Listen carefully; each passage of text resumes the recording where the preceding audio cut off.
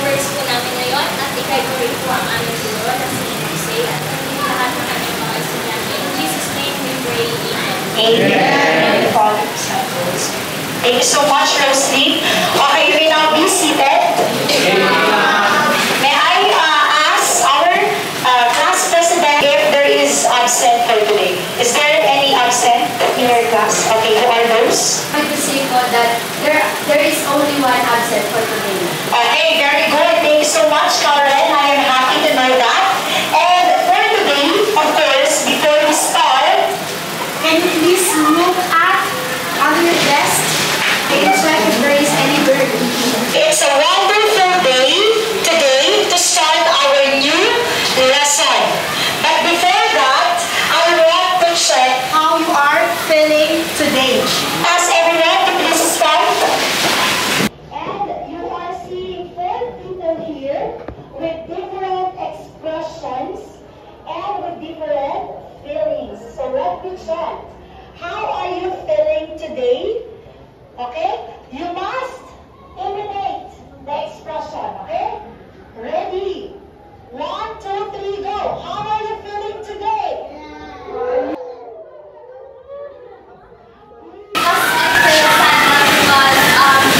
My crush told that I have a famous bird and I was very like for me. Okay, thank you so much. So, according to her crush already knew that she has feelings for him and she's shy. Don't worry, okay? Be happy. Okay, are you happy, Joseph? Moving on to our review of yesterday's lesson, we are going to have a game. Okay? So today, you are tasked to have your journey and unleash the power within you. Okay? But there is a twist. I will pick a random student who is going to be asked a question and answer the following questions that are going to be asked. So in order for us to have our activity or review, the duck race application tool.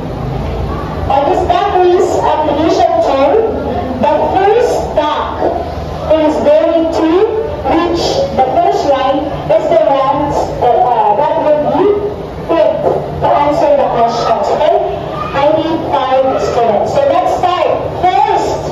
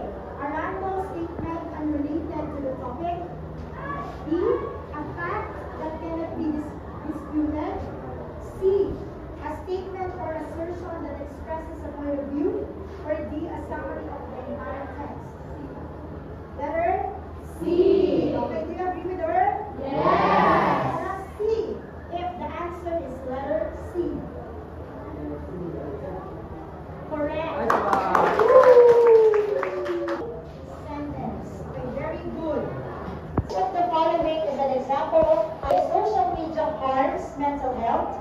B, a study by MCY 2023 reveals that excessive social media use can lead to anxiety. C, what are the effects of social media on mental health? Or D, researchers argue that limiting social media usage improves mental well-being. Letter A. Let us see. Okay, very good. The answer is letter A.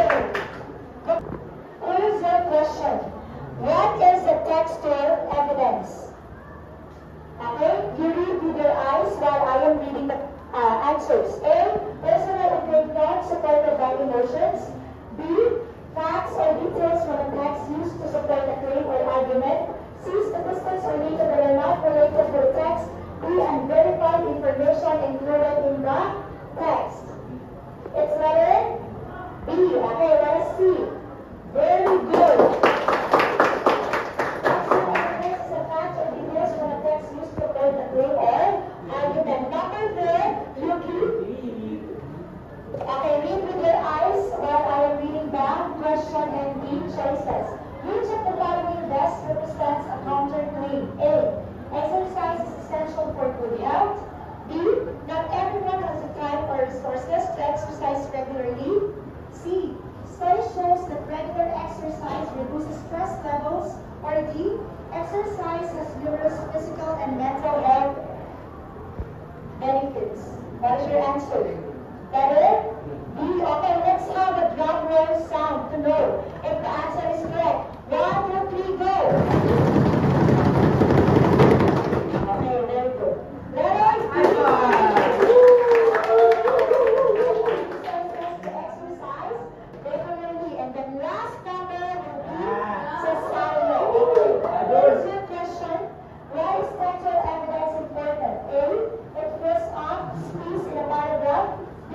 It helps validate assertions and counterclaims about a text. C. It ensures the writer's opinion is accepted without question. Or D. It makes the text more entertaining. Letter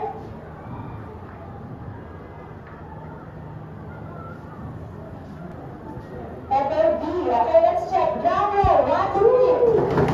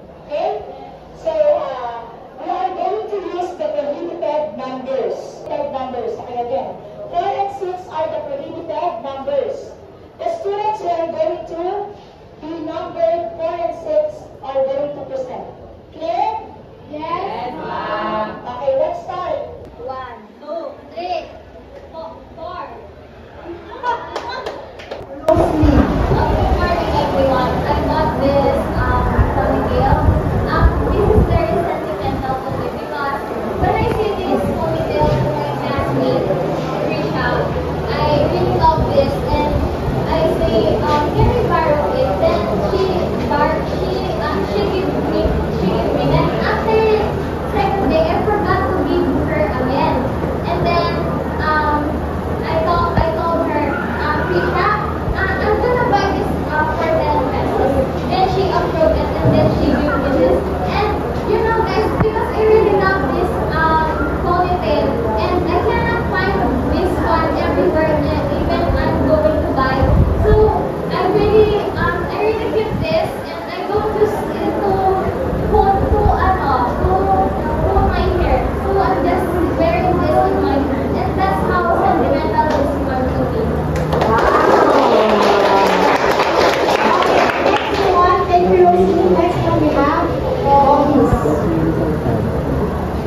morning, everyone. And this is the number that very sentimental to me. This carnival is the name of Sir Albion when the Archbishop Charles James Brown visited the Philippines and the house of Nuestra Senora de la Merced in the Philippines. This necklace is very sentimental to me because it accompanied me in many activities like jamboree, backyard camping, and environmental cleaning, and when we serve other schools. And because of this neckerchief, I gained some friends that nobody can separate. Wow!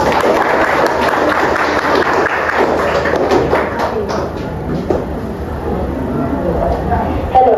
Thank you so much, Rosalie. How did Rosalie and Bobby support their claims and assertion that those objects presented to us are memorable for them? Because they tell us what their experience about the things that they are sentimental for them. Okay, very good. And what about you, Lori?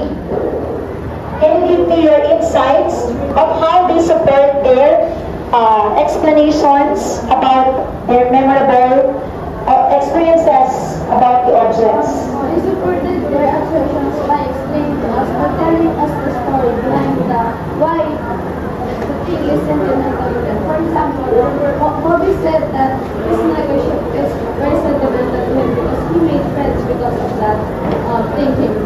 That never reminds him of his friends and the relationship he built between his friends. And I think that he used those support for his assertions. Okay, very good.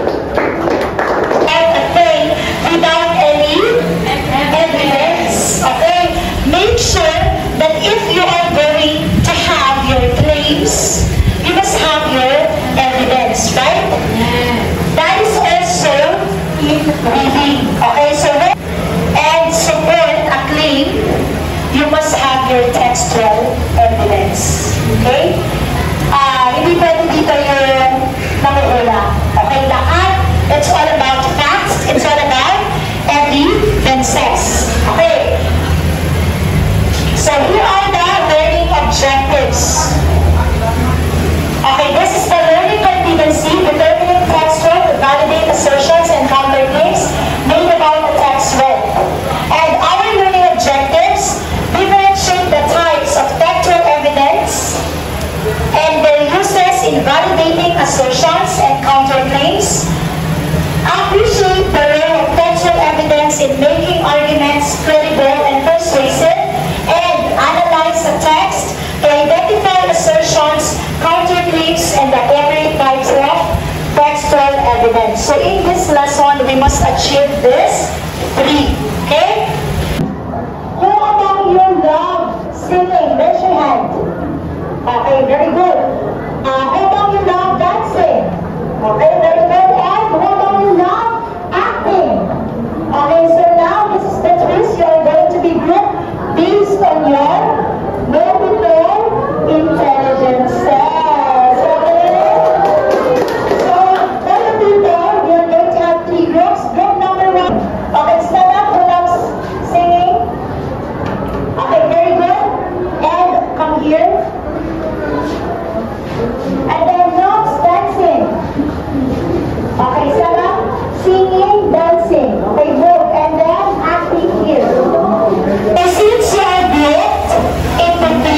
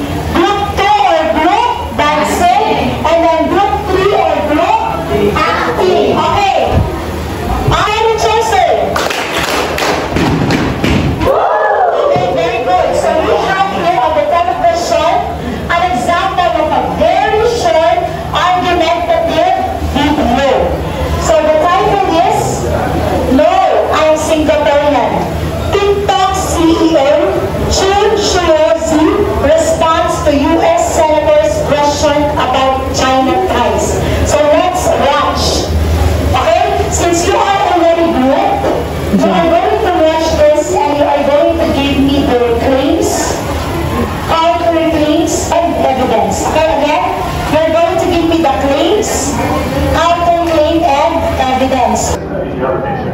No, sir. Have you ever applied for Chinese citizenship? Senator, I've served my nation.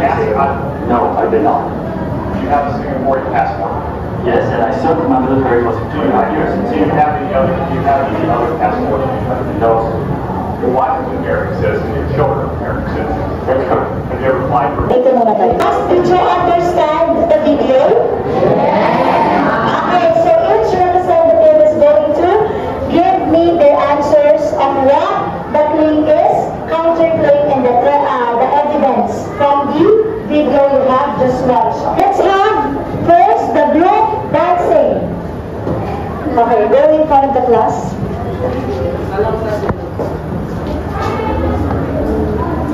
When I watch the video, I understand that the senator is claiming that the CEO of the TikTok is a Chinese, but the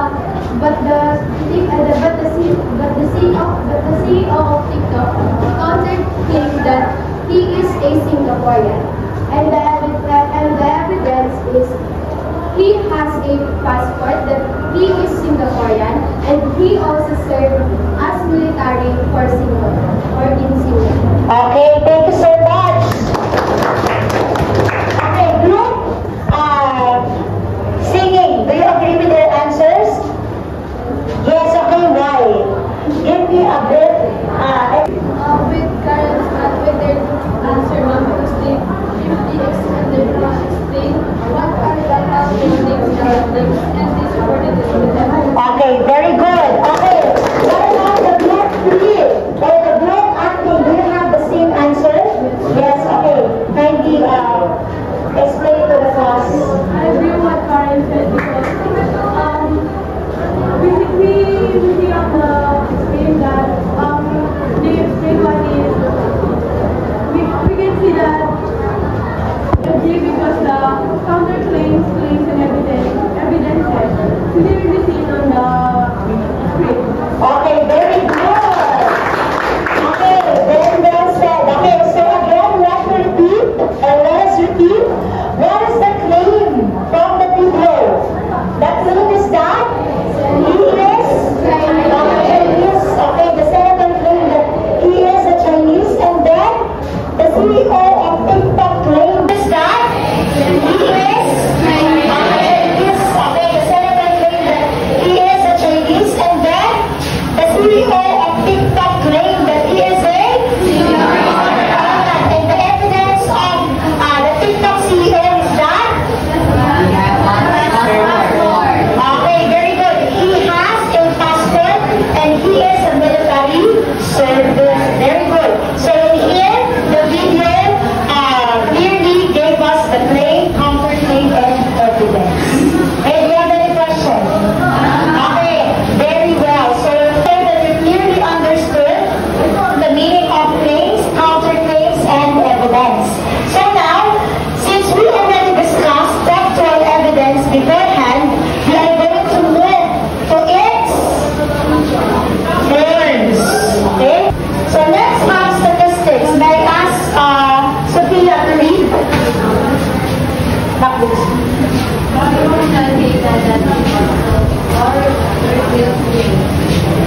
Okay, example, numerical data that supports or refutes claims, statistics. Example, according to a 2022 survey, 70% of teenagers spend more than 3 hours a day on social media. So the example text here shows a survey here.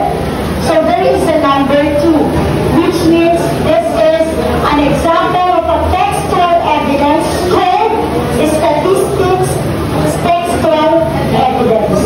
Is it clear? Okay, statistics textual evidence includes survey numbers. Okay? Next, we have the testimony. Okay, who wants to read it? Brian Galura. Testimony means providing a set of Providing a sense of facts based on expertise. Testimony in Tagalog, testimonya. Pero when it comes to textual evidence, testimony is only coming from experts. Did you get it? like doctors, engineers, architects, or any experts that are very particular and skilled at a particular field. Okay? Example, Dr. Smith, a psychologist, stated that prolonged social media use can lead to anxiety and depression. Be aware. Kailangan siya, sir. Too much social media can give you anxiety and depression. Okay, according to Dr. Smith. What kind of textual evidence is this? Okay, very good. Testimony. Is Dr. Smith an expert? Yes. Very good. That is why testimony. Clear? Okay, next. Example, my friend using social media because it made her feel We have anecdotal evidence. Yulaine, can you please read? personal story or observation to illustrate a point. For example, my friend using social media because it made her feel insecure about her appearance. Okay, thank you. So, anecdotal evidence, these are personal stories or observation to illustrate a point, a perspective, or statements. What is the difference of anecdotal to testimony? Testimony comes from experts. Anecdotal evidence comes from you, personal. Okay, very good. Example, my friend stopped using social media because it made her feel insecure about her appearance. Did you get it? Do you have any question? Okay, very good. Now, so again, how many textual evidences are presented? 3. Okay, can you please enumerate Paul Nathaniel? We have the 3 forms of textual evidence. The first one is statistical evidence, testimony evidence, and anecdotal evidence. Okay, very good. Okay. Textual evidences are evidences presented on data of surveys collected. Sa testimonies naman po, it includes evidences from expertise po, whereas anecdotal evidences naman po, it's personal connecting po, it's personal experiences or stories. Okay, very good. Now we're going to have an activity. So stay with your notes, and this is your activity. The instructions are, each group will determine the textual evidence presented in each text given to them. Give what type of textual evidence in each text and present their output to the class. Argumentative essays that are going to be given to you by me. Okay, I will give you each. Okay, these 3 argumentative essays are the smaller version of the bigger argumentative essays here. Group 1, their title or argumentative essay is the role of fear in our lives. Group 2, should social media be banned for children under 13? And then, group 3, the role of I in modern society. So all the topics here are trendy, okay? They are part of our trends.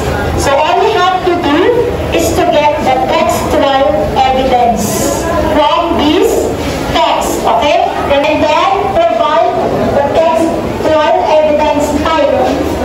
What are you going to write here? The type of the textual evidence that you are going to see from the text. Example, it is a statistics or a testimony or anecdotal. Am I clear? Yes. Okay, one leader is going to present their answer.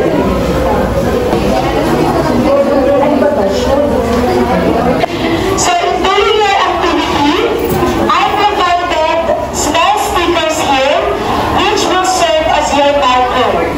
Instead of encircling or underlining your textual evidence, you are going to mark your textual evidence using the small stickers. And the big stickers that I am going to give to you, this will be used here on your bigger item. Am I clear? Yes. Okay.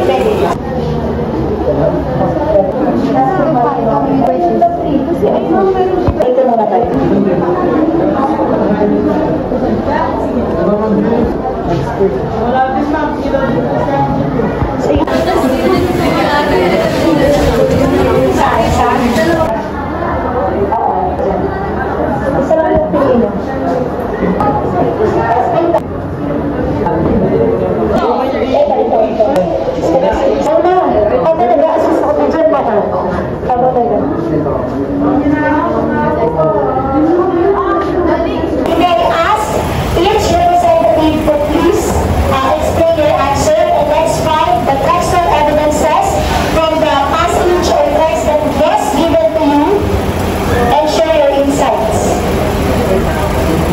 The role of fear in our lives. We put a sticker on this statement.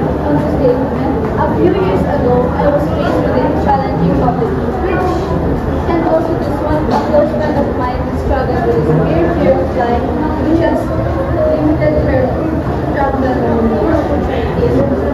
Our textual evidence is anecdotal because it states here personal experiences and stories, especially he or she uses first person pronouns like I. Should social media be banned for children?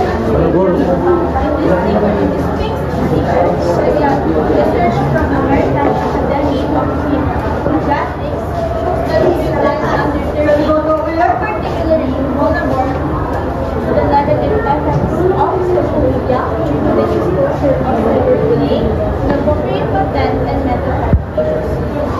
The textual evidence is testimony because researchers are experts from the English great stages that said that according to a graduate study by Collins social media, 35% of the children aged 8 to 12 have access to social media platforms despite being our textual evidence here is Okay, very good. Thanks. This figure on display because it has a percentage.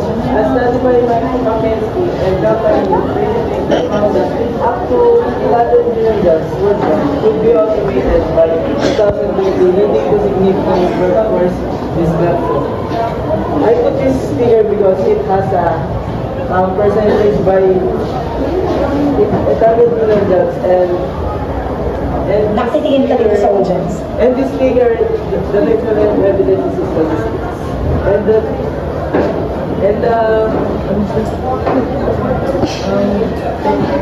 the second paragraph, in the second paragraph. on the second paragraph is according to a report by Accenture, AI application in healthcare could save the U.S. economy in $150 billion annually by 2026. This is the textual evidence. Okay, very good. Thank you so much. Before we end this lesson, let's have a recap, okay? Coming from you. We have Isha. textual evidence is important because it can support the claims. Okay, very good. Okay, next. The forms and types of textual evidence are testimony, anecdotal, and statistics. In testimony, it shows that the expertise will prove the evidence. The next one is the anecdotal, by it yourself or your own experience. While in the statistics, it shows that the basis of the evidence. Okay, very good. Discuss or dig deeper about the meaning of textual evidence and its forms and types. Okay? So textual evidences are very important when it comes to reading. Okay, especially when you read a short articles, a simple passage or text, because these textual evidences will support the claims, assertion, and counter claims. And the textual evidences will serve as your clue. You provide textual evidences and look for them. Your claims will be credible. Okay? So there is a high chance of credibility. Okay? So I am very glad that we're done for today and you really understood and participated in our lesson. Okay? So congratulations everyone. Goodbye and thank you.